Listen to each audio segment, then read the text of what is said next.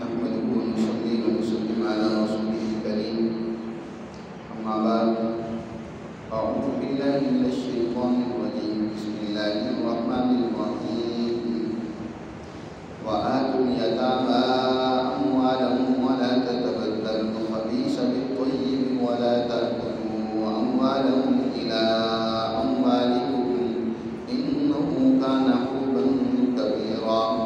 وإن خفتم ألا تقسطوا في اليتامى فانكحوا ما طاب لكم من النساء مثنى وثلاث ورباع فإن خفتم ألا تعدلوا فواحدة أو ما ملكت أيمانكم ذلك أدنى ألا تعولوا وآتوا النساء صدقاتهن نحلة فإن طبن لكم عن شيء منه نفسا فكلوه هنيئا مريئا صدق اللہ العظیم۔ گزشتہ آیت مبارکہ میں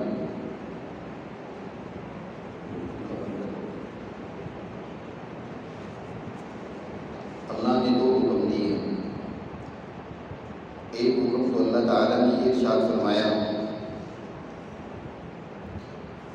کہ انسان ایک ہی نفس واحدہ سے تخلیق ہوئے ہیں، اس لیے ان میں کوئی اونچ نیچ نہیں ہے، کوئی ان کے اندر یہ جو طبقات دنیا میں بن جاتی ہیں جس کی وجہ سے ایک بڑا طبقہ مال کے اعتبار سے، دولت کے اعتبار سے جو اونچا ہوتا ہے وہ اس طبقے کو جو کمزور ہوتا ہے مالی حوالے سے کوئی حیثیت اور اہمیت نہیں دیتا، یا کسی اور حوالے سے اپنے اندر جو یہ درجات پیدا کر لیے جاتے ہیں بہت زیادہ۔ قرآن مجید نے اس کی تردید کی ہے کہ تم سب کے سب ایک ہی انسان سے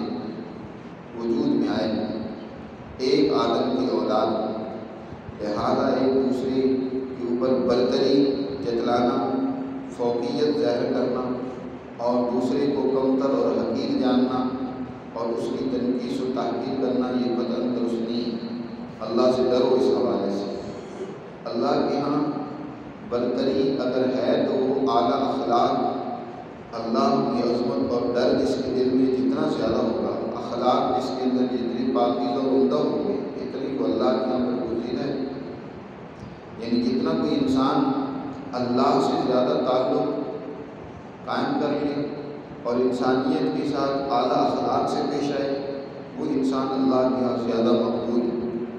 باقی اور کسی انسان کو کسی دوسرے انسان پر کوئی تفوق اور برتری نہیں۔ ایک بات تو یہ بیان فرمائی، اور دوسری بات اللہ تعالیٰ نے یہ بات بیان فرمائی ہے کہ دنیا کا کوئی بھی معاشرہ ہو، سوسائٹی ہو، اللہ نے اس کو ایک معاہدے کے ساتھ جڑا ہوا ہے۔ ایک معاہدہ تو رحم کے ذریعے سے وجود میں آتا ہے، ایک رحم کے ذریعے سے بہت سارے خاندان وجود میں آتے ہیں۔ اب جو رحم کے رشتے میں جڑے ہوئے لوگ ہیں ان پر لازم ہے کہ وہ ایک دوسرے کی حقوق کا خیال رکھیں، ایک دوسرے کے ساتھ تعاون کریں، ایک دوسروں کی ضرورتیں پوری کریں، اللہ سے اس حوالے سے ڈریں کہ جو اللہ نے ایک رشتے میں ان کو جوڑ دیے ہے تو اس کو توڑے نہیں۔ اور دوسرا یہ ہے کہ دنیا میں جہاں بھی انسان رہتا ہے تو کچھ معاہدات کرتا ہے، مثلا معاہدہ نکاح ہے تو سب سے پہلے وجود میں آتا ہے۔ اس کے علاوہ اور کئی معاہدات انسان کرتا ہے تو ان معاہدات کی پاسداری کرنا، اس کو قرآن میں فرمایا وَاتَّقُوا اللَّهَ الَّذِي تَسَاءَلُونَ بِهِ، خاص طور پر وہ معاہدہ جو انسان اللہ کے نام پر کرتا ہے،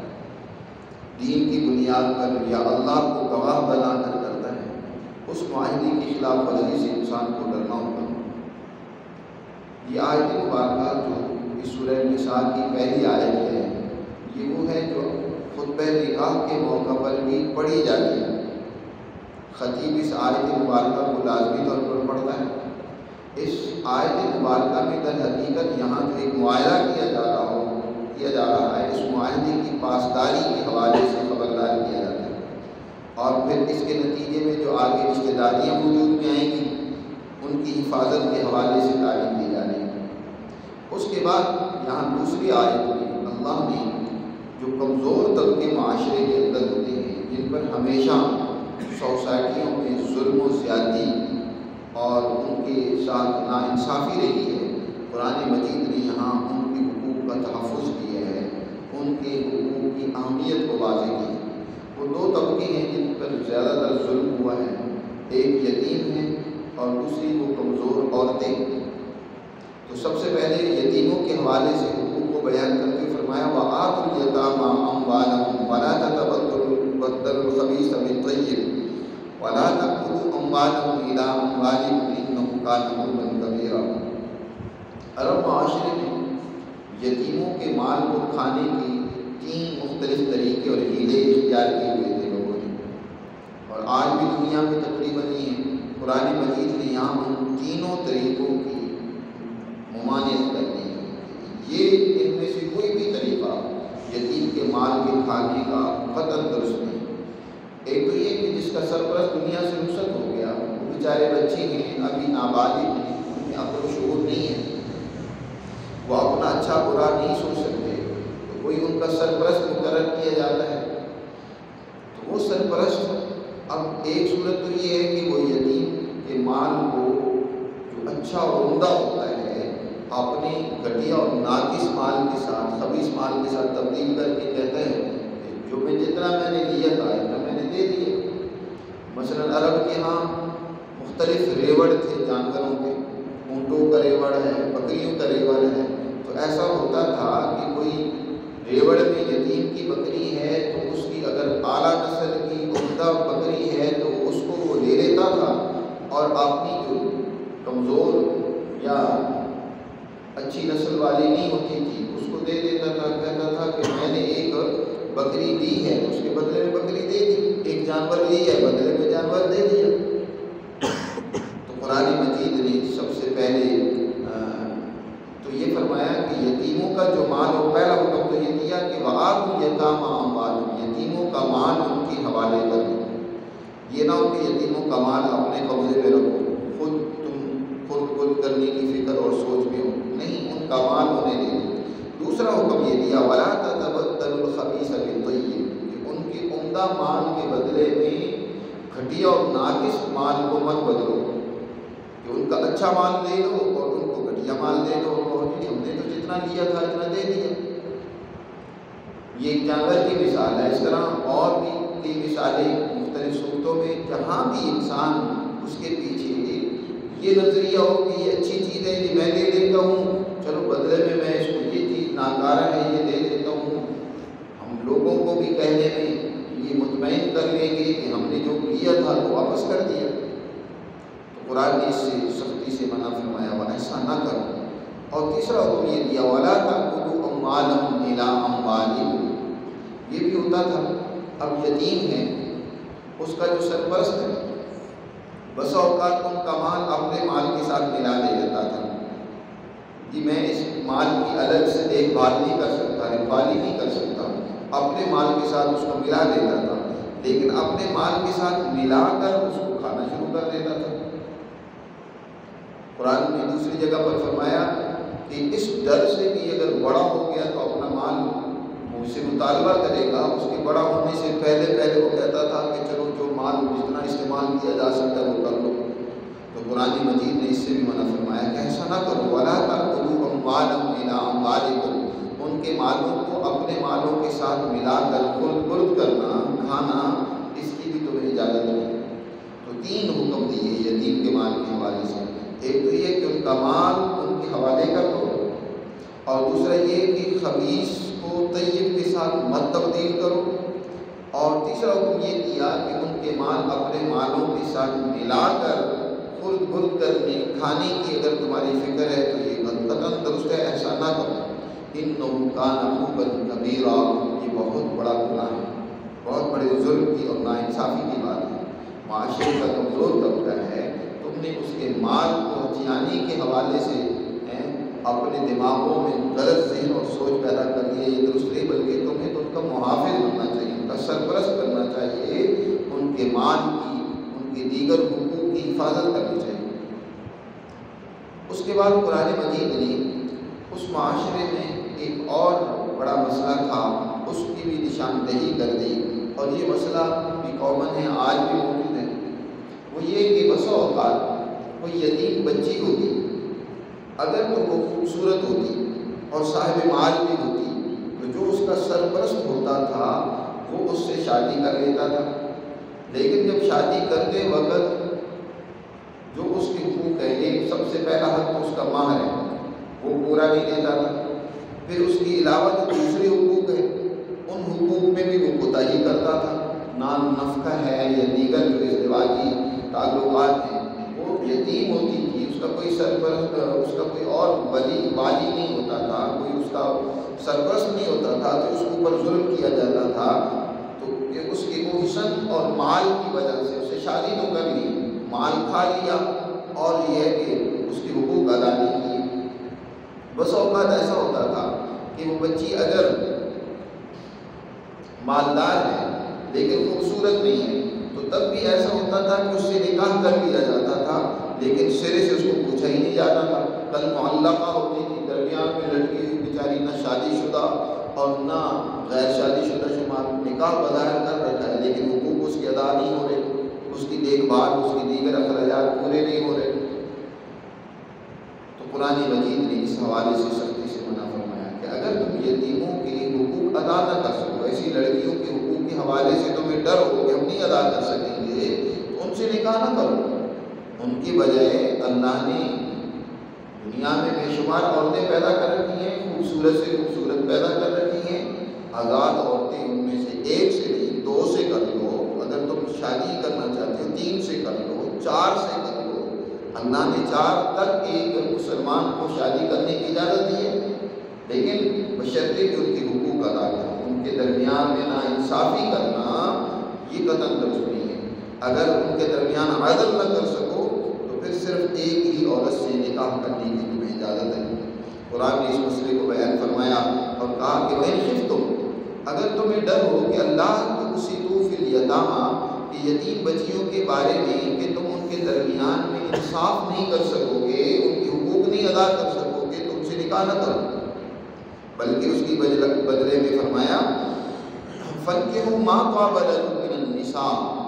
تم جو تمہیں اچھی لگی عورتیں، من النساء، جو عورتیں تمہیں اچھی لگتی ہیں، پسند آتی ہیں۔ ایک تو یہ بات بھی معلوم ہوئی کہ انسان کو شادی جو ہے وہ سوچ سمجھ کر پسند کر کے کرنی چاہیے،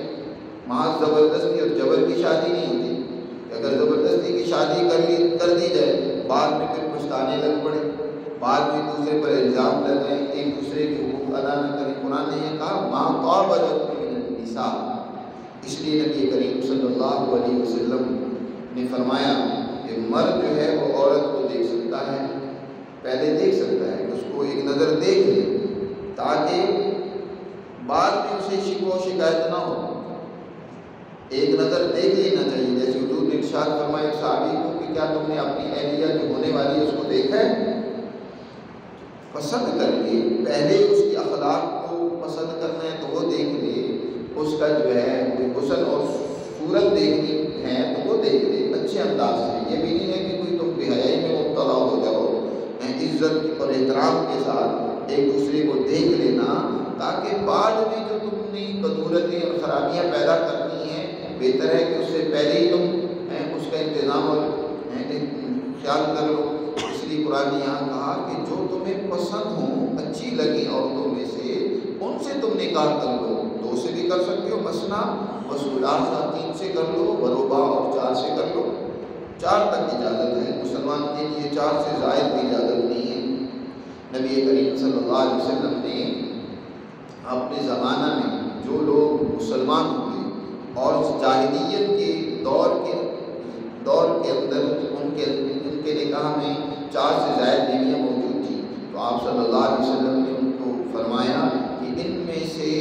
جو تمہیں پسند ہے 4 رکھ لو، باقیوں کو طلاق دے کر الگ کر دو،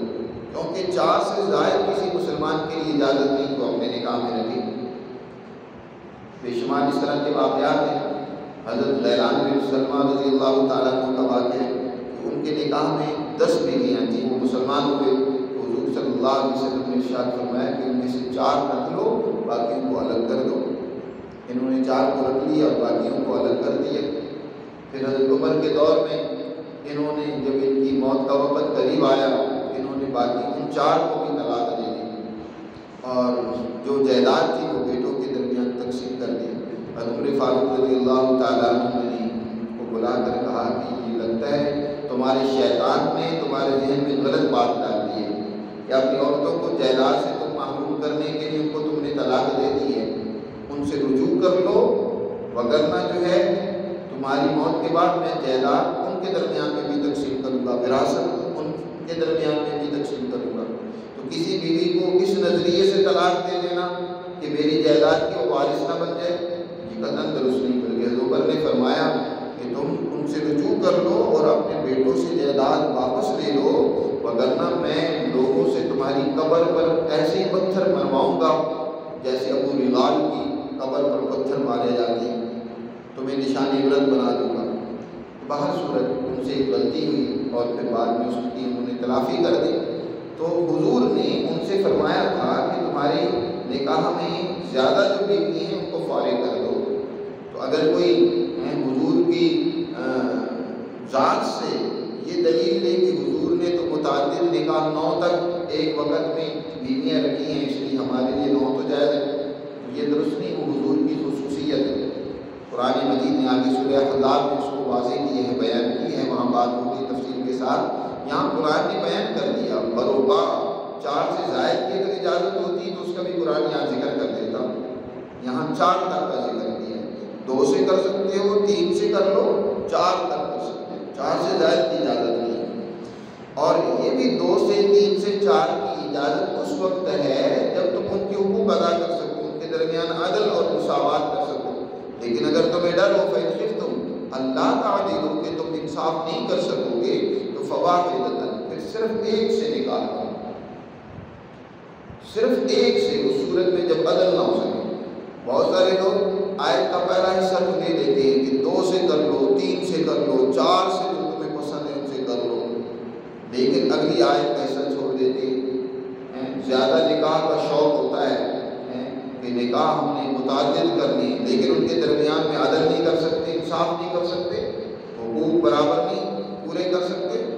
یاد رکھو یہ 2 3 4 کی اجازت اس وقت ہے، قرآن کہتا ہے فَإِنْ خِفْتُمْ اللہ تعدلوا کہ اگر عدل نہ کر سکنے کا تمہیں ڈر ہو تو فواحدۃ پھر ایک ہی سے نکاح کرو، او ما ملکت ایمانکم یا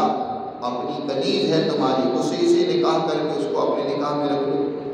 ذالک ادنیٰ اللہ تعولوا یہ جو اللہ نے تمہیں حکم دی ہے یہ زیادہ قریب ہے اس بات کے کہ تم کسی ایک طرف بالکل نہ جھک پڑو کہ دوسروں کے حقوق کو نظر انداز کر دو اور ایک ہی پیچھے لگ جاؤ۔ عموماً ایسا ہی ہوتا ہے جب دوسری شادی کرتے ہیں تو پہلی کو بالکل چھوڑ دیتے، اس کو پوچھتے تک نہیں ہے۔ یاد رکھو یہ ظلم ہے اور اس کے بارے میں کل قیامت کے دن سب کو جواب دینا ہوگا۔ اور اس کے بعد عورتوں کا جب نکاح ہوتا ہے، نکاح کے وقت ان کا جو مہر مقرر کیا جاتا ہے وہ ان کا ہوتا ہے۔ یہاں بھی بہت بڑی غلطیاں ہوتی ہیں۔ اولاً تو نکاح بالکل معمولی سا رکھا جاتا ہے کہ شرعی مہر مقرر کر دیا جائے 1000 2000 500، کوئی تو کہتا ہے پہلے زمانے میں 5 روپے، تو یہ معمولی سا مہر مقرر کیا جاتا ہے۔ حالانکہ عورتوں کا مہر ان کے سٹیٹس کے مطابق ہوتا ہے، اگر اچھے خاندان کی ہے، اچھے گھرانے کی ہے تو اس کا مہر اتنا زیادہ ہونا چاہیے، جیسے اس گھرانے میں زیادہ کھانے پینے یا زیادہ خوشحال رہتی ہے تو اس حوالے سے اس کا مہر مقرر کیا جائے۔ اور درمیانے طبقے سے ہے تو درمیانہ کمزور ہے تو یعنی اس کی ضرورت کے مطابق، اور پھر کم از کم اتنا مہر ہونا چاہیے کہ اس سے اس کا شادی کا ایک اچھا جوڑا خریدا جا سکے، شادی کا اچھا جوڑا خریدنا یہ اس کے لیے ممکن ہو سکے۔ اور آج کل مہنگائی کے دور میں عام طور پر شادی کا جوڑا خریدنا جاؤ تو 10-15 ہزار کا تو معمولی سی بات ہے، تو کم از کم اتنا مہر تو 1000 روپے مہر مقرر کر دیا، 1000 روپے میں تو آج جوتی نہیں آتی۔ پھر مہر مقرر کر دیا جاتا ہے تو کہتے ہیں کہ غیر معجل لدین، فوری ادا نہیں کریں گے، بعد میں ادا کریں گے، بعد میں ادائی نہیں کرتے۔ یاد رکھو یہ عورت کا حق ہے، تم نہیں ادا کرو گے تو مقروض مرو گے۔ اور پھر قرض، اس کے بارے میں تو بڑی سخت وعید آئی ہے۔ ہاں البتہ تم نے عورت کا مہر اس کو دے دیا اس موقع پر، اب پھر بعد میں عورت نے خود ہی بخوشی تمہیں دے دیا کہ تم استعمال کر سکتے ہو، تمہیں کوئی ضرورت آئی اور عورت نے بخوشی تمہیں واپس کر دیا یا تمہیں استعمال کی اجازت دے دی، تو اب اس کو تم استعمال کر سکتے ہو، کوئی حل والی بات نہیں ہے۔ اسی کو قرآن نے اس آیت میں بیان فرمایا وَآتُوا النِّسَاءَ صَدُقَاتِهِنَّ نِحْلًا، اور دیکھو عورتوں کا مہر خوشی سے ان کو دے دو۔ فَإِن طِبْنَ لَكُمْ عَن شَيْءٍ مِّنْهُ، پھر تمہیں اس میں سے کچھ، یہ نہیں ہے کہ سارا ان سے لے لو، بلکہ ان میں اس میں سے کچھ اگر وہ تمہیں خوشی سے دے دے، طِبْنَ لَكُمْ خوشی سے دے دے، تو فَكُلُوا هَنِيئًا مَرِيئًا، تو اس کو اب تم برضا و رغبت کھا سکتے ہو، اس میں کوئی تنگی والی بات نہیں ہے، اس کو کھانے میں کوئی حرج والی بات نہیں ہے، اب اس کو تم استعمال کر سکتے ہو۔ تو یہاں ان آیات میں اللہ نے یتیموں کے حقوق کا تحفظ کیا ہے، ان کے متعلق احکامات بیان کیے ہیں، اس طرح خاص طور پر یتیم بچیاں جو ہیں ان کی حقوق کا تذکرہ کیا ہے کہ ان سے نکاح کرنا ہے تو ان کے پورے حقوق ادا کرو، اور اگر حقوق ادا نہیں کر سکتے تو پھر ان سے نکاح نہ کرو، ان کا نکاح کسی دوسری جگہ کرا لو، اور خود تم اور جو تمہیں پسند ہیں خواتین ان سے نکاح کر لو۔ اور پھر اسی طرح ضمن ماہ سے متعلق بھی حکم بیان کر دیا۔ آگے مزید اس حوالے سے احکامات ہیں، انشاءاللہ اگلے درس میں ہم بیان کریں گے۔ اللہ